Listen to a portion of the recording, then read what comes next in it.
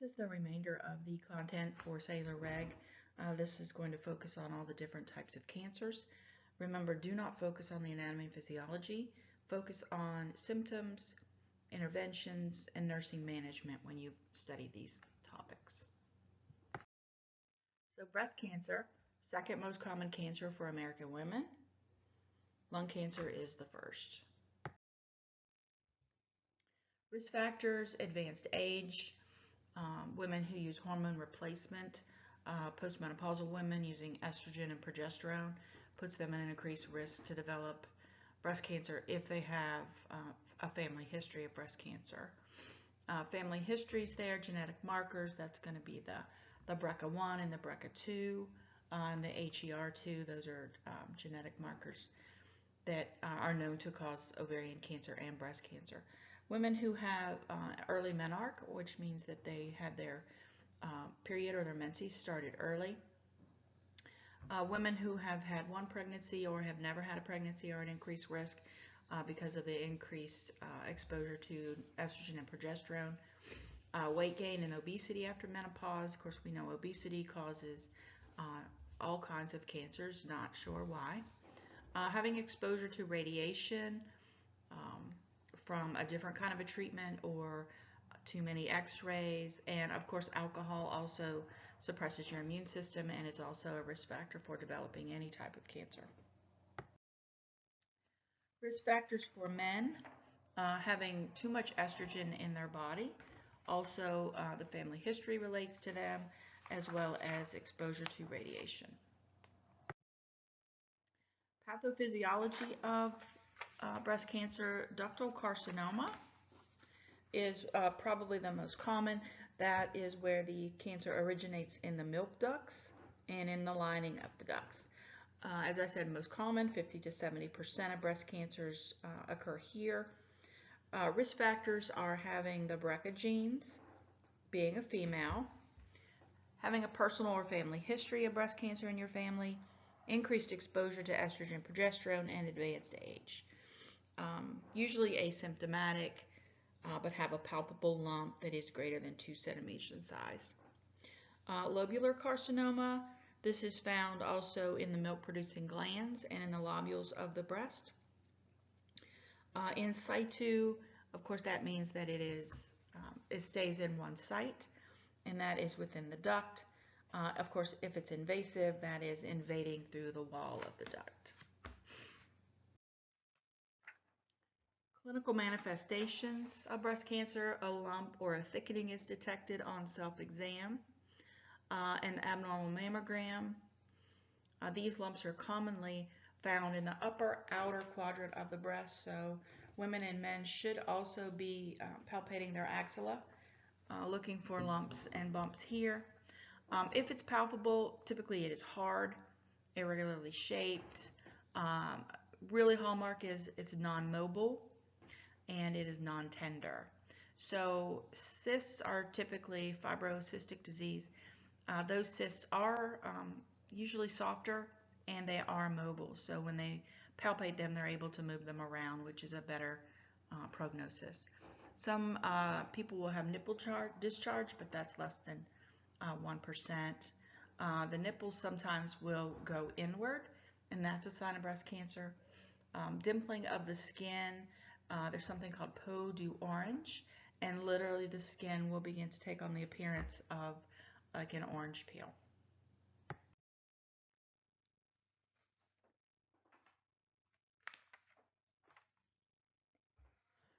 Recurrence, usually local, and that is defined as right near the mastectomy site. Regional is going to involve lymph node involvement. These are the places where breast cancer commonly metastasizes if not treated quickly and found quickly. Staging of the tumor using the TNM system. Remember, the T is tumor size, the N is node involvement, and the M is there any metastasis. And staging goes from 0 to 4. Many women will have a surgical procedure, a mastectomy. Simple mastectomy means total mastectomy. They take both, either one or both of the breasts. Radical is removal of the breast plus axillary lymph nodes. Important to know too that you cannot do blood pressures or lab sticks on the side where a male or a female have had mastectomy, because if they've had the lymph node removed, then they have lost the ability to mobilize fluid in that area, and they can get some lymphedema. A lumpectomy is just removal of the lump, and that is for breast conservation. This is a very common procedure for women or men who just have a lump. Sentinel lymph node biopsy, that is biopsy of the first lymph node that is identified, removed, and examined under pathology to see if there are any or what type of cancer cells there are there. And we're not going to talk much about reconstructive surgery. So diagnostics added to this slide. We're looking again at health history, the physical exam, including the breast and the lymph nodes. Have they had a mammogram? Sometimes they'll have an ultrasound if necessary, or they will have a biopsy of this area to determine if it is cancerous or not. So health history, excuse me, we're looking at risk factors. So that is going to be advanced age, obesity, smoking, use of alcohol, use of estrogen and progesterone, having one pregnancy or no pregnancies. Post-diagnosis, after surgery, they're going to check the lymph nodes for metastasis. Most commonly, they're taking out the lymph nodes at the time, sending it to pathology, and waiting intraoperatively to see if it is cancerous or not. They're going to look at the estrogen progesterone receptor status, so they can determine what type of chemotherapy is needed post-mastectomy, and they're going to look at those genetic markers too and determine if there's more surgery that may be needed. For example, with Angelina Jolie, she had, I think she had both BRCA genes, and her mother had had breast cancer and another family member. So she elected to have both of her breasts removed and her ovaries, so she didn't develop cancer. Radiation therapy, they do external. Radiation therapy is an adjuvant or additional therapy, sometimes to chemotherapy. Most of the time it occurs post-surgery. They consider this when local residual cancer cells are present. External is, like you have in your book, you have some pictures showing external radiation and the shielding that happens for different areas, and how they tattoo and put tattoo marks and dots for exactly where the person needs to be radiated, so they're not irradiating places that don't need to be. Brachytherapy is internal radiation,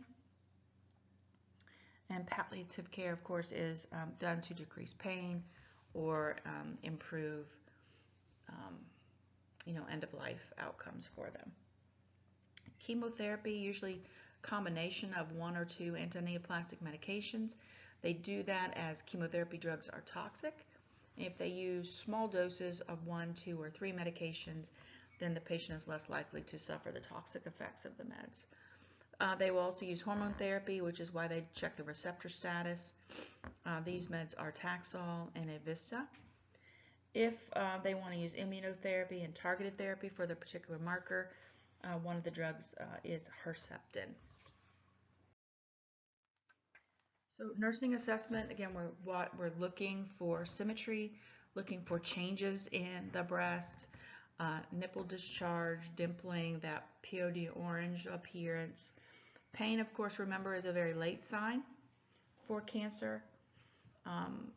Doing an assessment of their menstrual cycle, because these hormones can affect the regularity of their cycle, and they may actually stop their menses.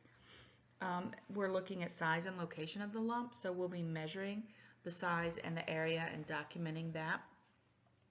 Looking for tenderness. Is the lump mobile, and does it have an irregular shape? These are some nursing diagnoses related to that. So with planning, in order to help to decrease the anxiety that the male or the female may have, we're going to encourage active participation in the decision making. We need to know what they want, how they feel, so we can begin to allay their fears and let them be a participant in their treatment. We also need to assure that they're adhering to the treatment plan. If they're not taking the medication as they're supposed to, we need to know why. It may be something simple as a side effect that they can't tolerate, so we need to talk to the healthcare provider so we can get her on a different plan, or him, that they can adhere to that better.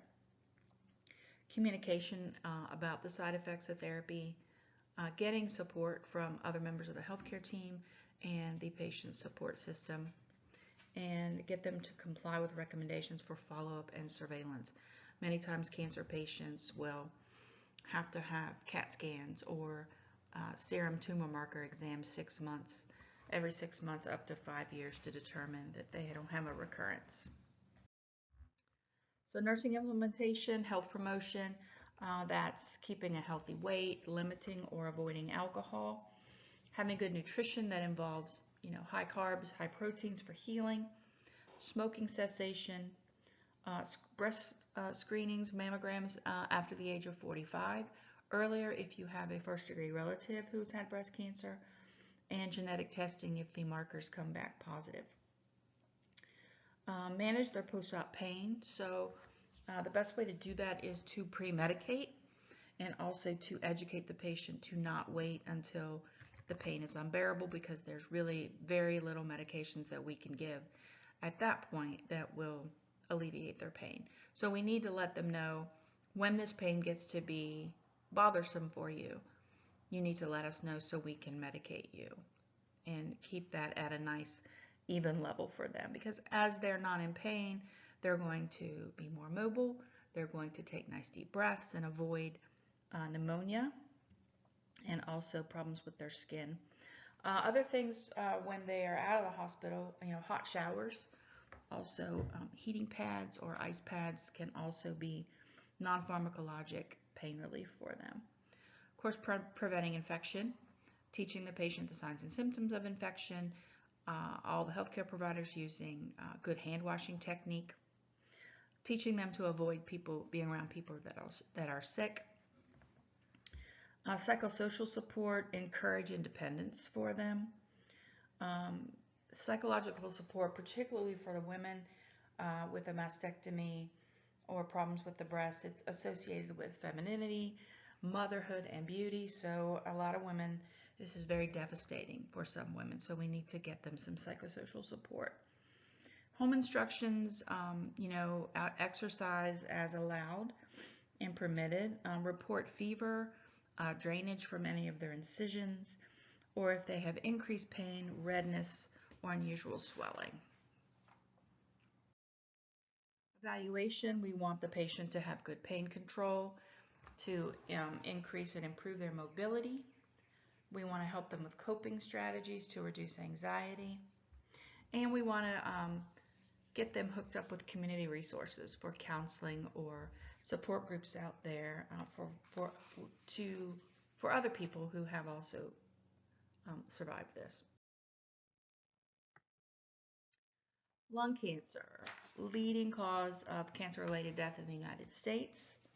89% of lung cancers are related to smoking, and that's not necessarily the patient that smokes. It could also be secondhand smoke. So people who have never smoked at all can also develop lung cancer.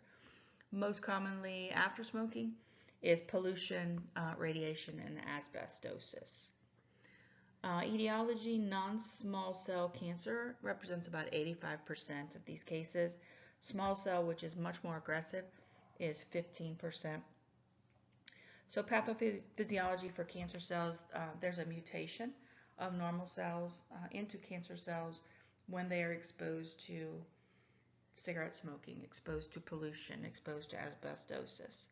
Primarily, this occurs in the upper lobes and in the bronchi.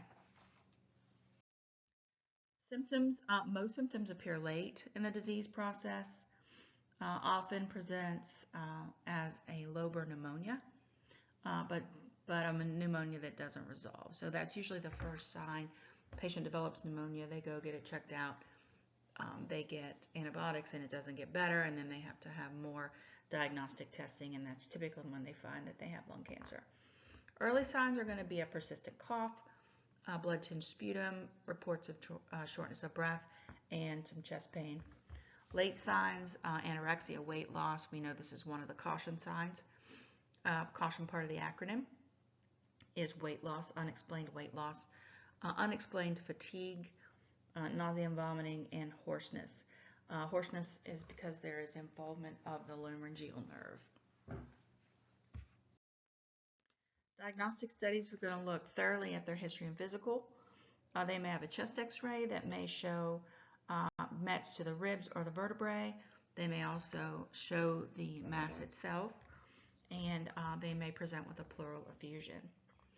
CAT scan, they're looking for more detailed measurements, locations, blood supply, those kind of things. Bronchoscopy is a surgical procedure that can be done at the bedside in the critical care units, but typically is in the OR. They take a bronchoscope, the patient has some sedation or they knock them out. They take a bronchoscope and go into the lungs. They can irrigate, they can remove mucus plugs, they can do bronchial washings, so they'll irrigate that area and suction that fluid back out, and they'll send that to pathology to look for abnormal cells. And most typically they can do a biopsy of any area that they see that looks to be suspicious. Not commonly, but they can do a mediastinoscopy, and they're looking for metastasis or a widening of the mediastinum, which is right behind your sternum. Sputum specimen is not really helpful. We're not typically going to have cancer cells that the patient can cough up into a sputum cup. But as I said, they may have a biopsy. They may go percutaneously and do a fine needle aspiration of that area. And common labs, as you're aware of, the CBC, CMP, tumor markers, those kind of things. More diagnostics, they'll do these exams, bone scans, CT with angiography and PET scans, and they're looking for progression of the disease and metastasis. And this tumor staging is listed here, but you do not have to memorize that. Interprofessional care, of course, the treatment of choice is going to be surgical for somebody who has lung cancer if they're a surgical candidate, and if the tumor is at a place where they can actually remove it. So a pneumonectomy is removal of the entire lung. Lobectomy is removal of one or more lobes. So remember, on the right side you have 3 lobes, on the left side you have 2. They can also do a segmental or a wedge resection of that area and not take and do some lung tissue conservation there. Radiation can be curative or palliative. They can also do that right before they have surgery to try to shrink the tumor as much as they can. If they're not a surgical candidate, radiation is probably their only treatment of choice. Chemotherapy is also primary treatment. Targeted therapy, they're looking at blocking the growth of molecules that are involved in tumor growth, and it is less toxic than chemotherapy. So assessment, we're looking at their risk factors to why they developed cancer. Respiratory, they present typically with shortness of breath, hemoptysis, and again, they may present with a pneumonia that does not resolve. Cardiovascular, we could find pericardial effusions. The pericardial sac, remember, is the most outer membrane of your heart that usually holds 5 to 20 milliliters of fluid just for protection of the heart muscle. It can hold up to 2 liters of fluid, and with that, you're going, if a patient has a pericardial effusion, that's where you're going to hear that pericardial rub, that leather grating sound as the pericardium is rubbing up against the back of the rib cage. Patients can also develop cardiac tamponade, which is a vice-like problem that occurs from a constricture of that pericardial sac. This is an emergency procedure that has to be done. Cardiac tamponade, they have to go in there and make pericardial windows and reduce that fluid. And late signs are going to be arrhythmias for cardiovascular. Neurologic, we're looking at confusion, unsteady gait, and some of those things can point towards metastasis to the brain. Musculoskeletal, we see pathological fractures, muscle wasting, again, because they are anorexic and they're not eating much. Integumentary, edema of the neck and the face, as well as digital clubbing. So you're going to see those spoon nails for people who have lung cancer sometimes. These are nursing diagnoses. Planning, we need to promote effective breathing patterns. So we need to manage that, do they need breathing treatments? Do we need pain control? How much oxygen do we need? Do they need to be suctioned in order to keep their airway clear? Minimal discomfort and emotional support. Health promotion, very similar to the others. Good nutrition, exercise, quit smoking, those kind of things. Acute care, this is support during the testing and the diagnosis. It may seem like forever to these people when they have a biopsy done and they're waiting every day to find out if they have cancer or not. So that's the acute part of it. Increases their stress levels waiting for these lab results. Home care is going to be, activities of daily living, but it's also community support. We can get in there to help them if we're doing the home health side.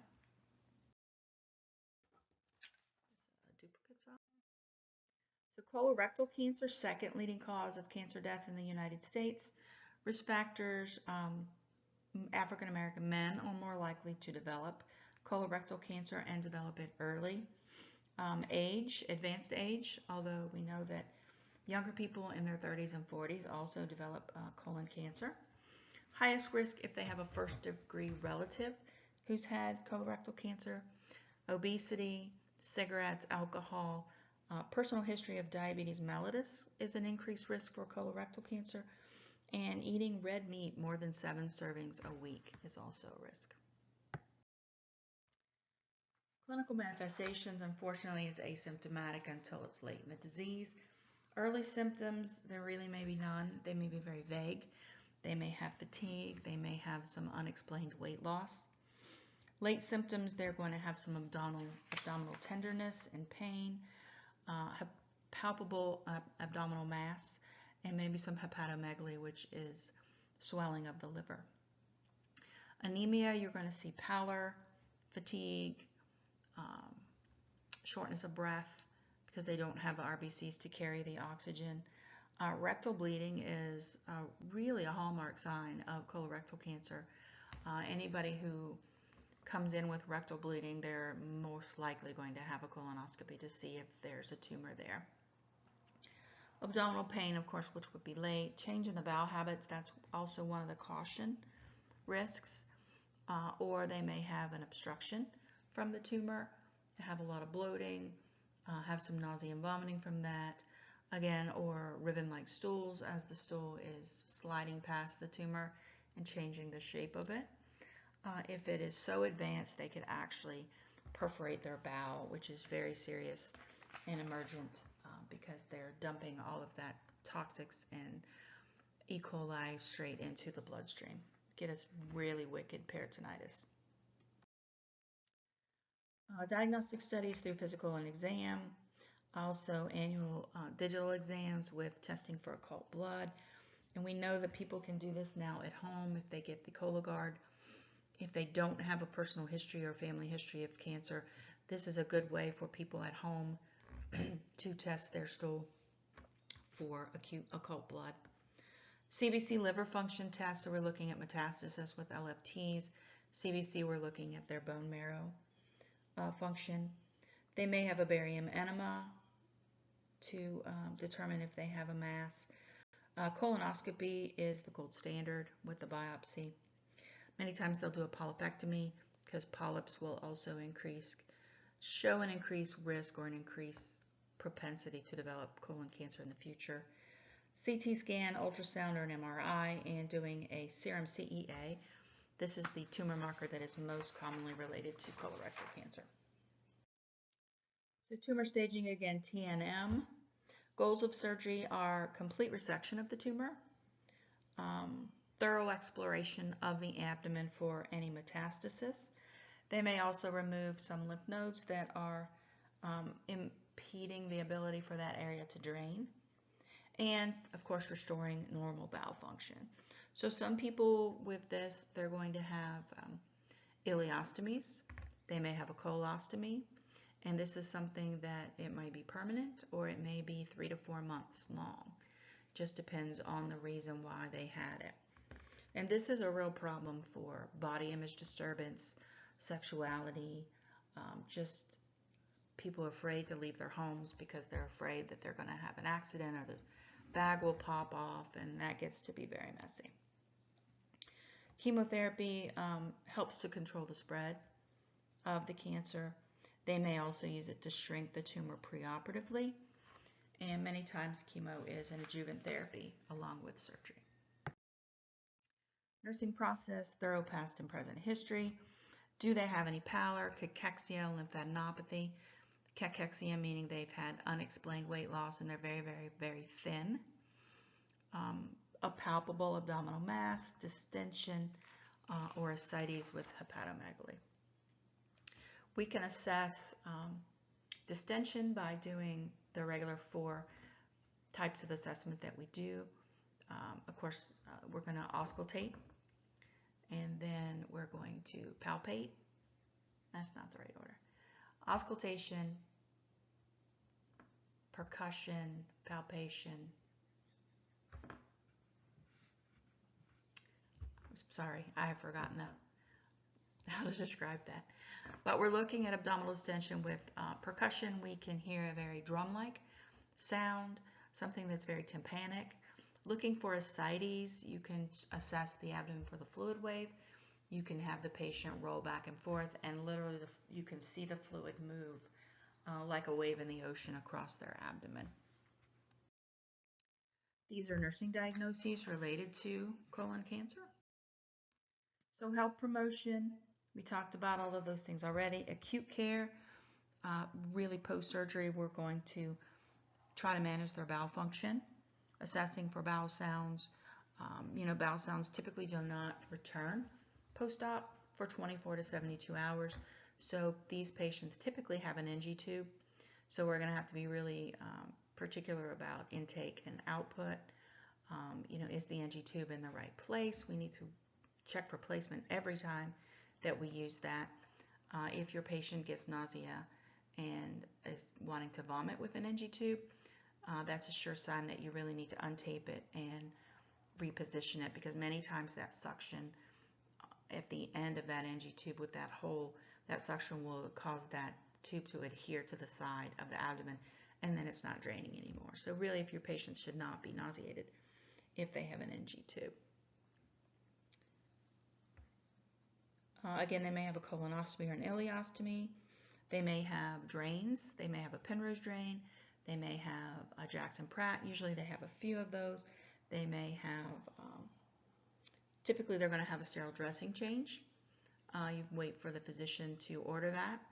Otherwise, you reinforce that dressing, particularly 24 hours post-op. And doing an ostomy assessment. So that involves looking at the type of stool that's in the bag, looking for blood in the bag, which would be common 24 hours post-op, unless it's, you wouldn't expect a lot. Also, really important to assess that stoma. What color is it? It should be pink, slightly red. It should be moist. It should not be dry. It should not be purple. It should not be black. Those are signs that the surgeon needs to be notified, because that ostomy is not getting blood supply and it is going to die. Evaluation, we want to minimize alterations in their bowel patterns.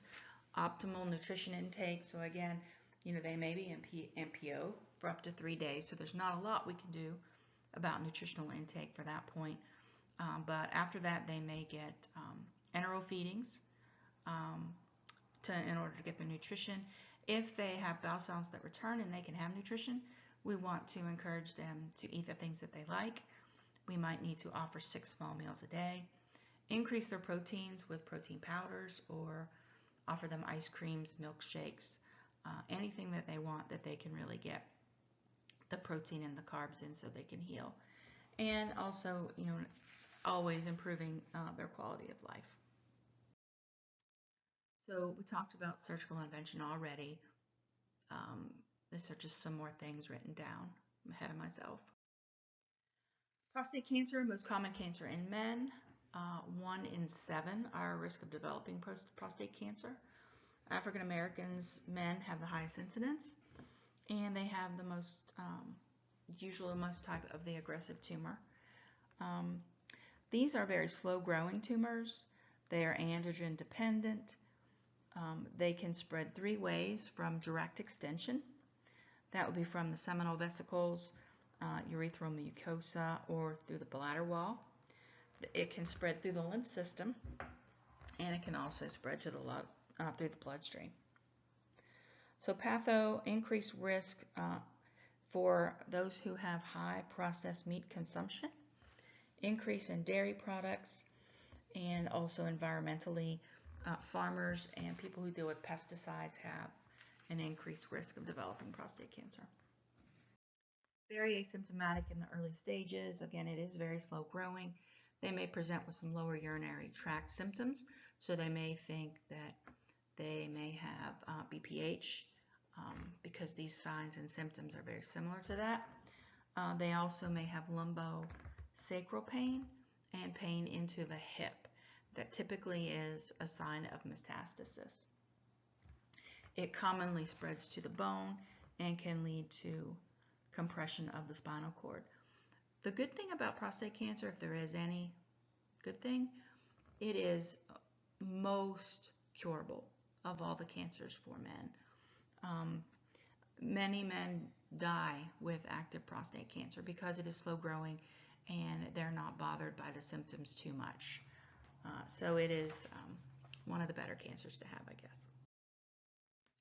Diagnostic studies, men should be having the PSA serum test every year.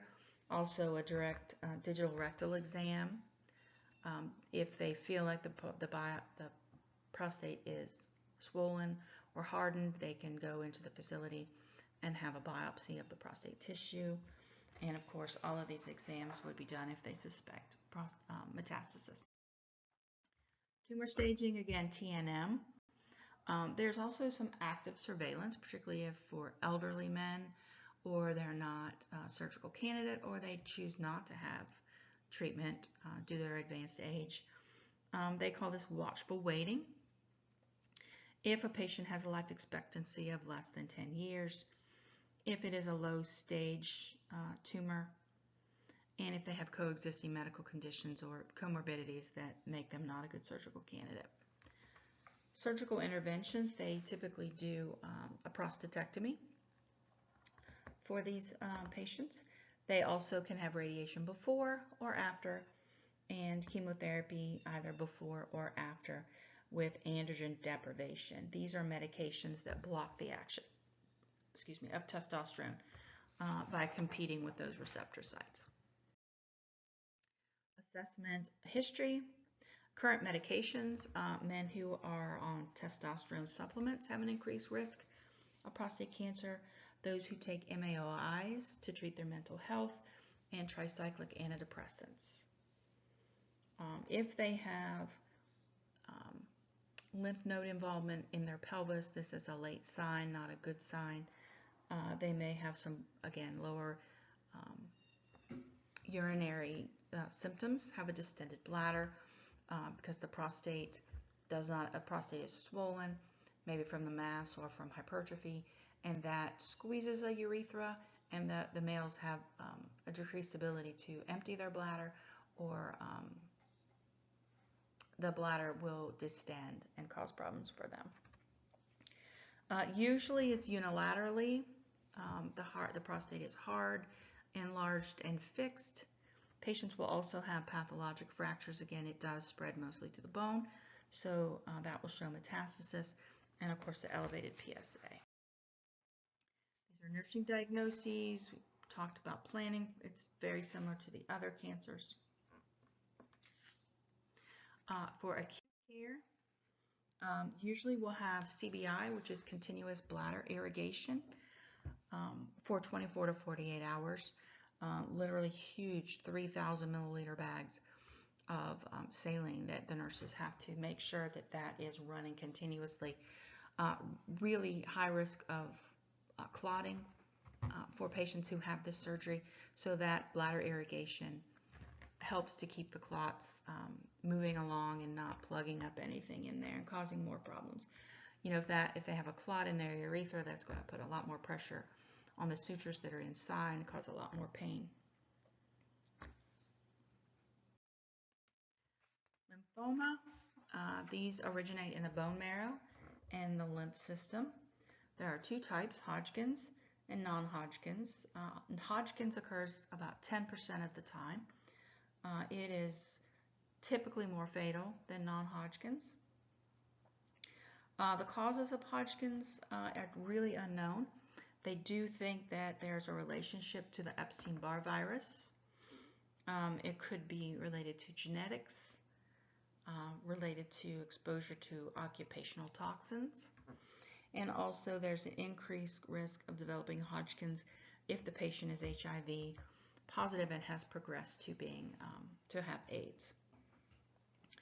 The cause of non-Hodgkin's lymphoma may be related to these things, but it is typically and largely unknown. Clinical manifestations, insidious, very hard to detect, very vague, may be something that occurs with them all the time, like fatigue or some weight loss or something like that, that doesn't particularly point out that they have Hodgkin's. Initial involvement of lymph nodes in the cervical, axillary, and the inguinal areas. Associative symptoms are weight loss, fatigue, fever, tachycardias, and night sweats. Alcohol-induced pain, they're unsure why this happens, but when patients with Hodgkin's use alcohol, it will increase their pain level. Do they have mediastinal involvement or widening of their mediastinum? That is the second most common finding for people with Hodgkin's.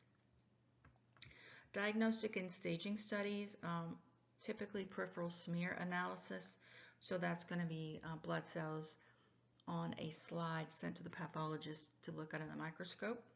Also, lymph node biopsies and bone marrow aspirations are the most common.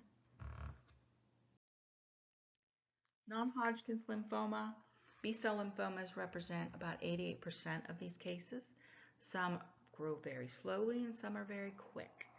Again, the etiology and pathophysiology is unknown. They do believe it's possible environmental exposure. Clinical manifestations are painless lymph node involvement, and the symptoms are largely dependent on the area. Most patients have widespread disease by the time they are diagnosed. And typically this is something that is a young person's disease, teens, 20s, 30s.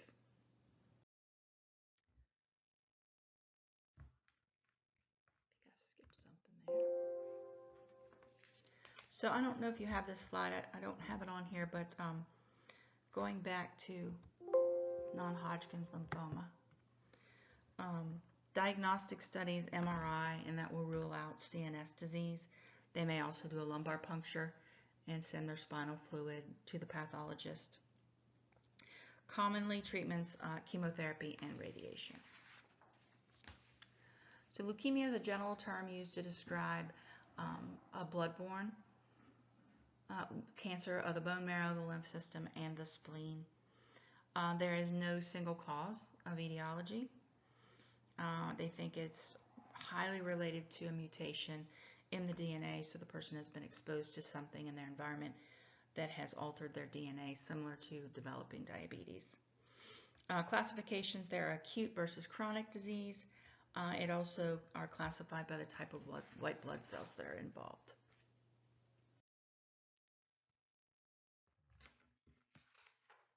Clinical manifestations, common, much like any of the others: fatigue, weakness, headaches, stomatitis, anemia, fever of unknown origin, infection, and also hepatosplenomegaly.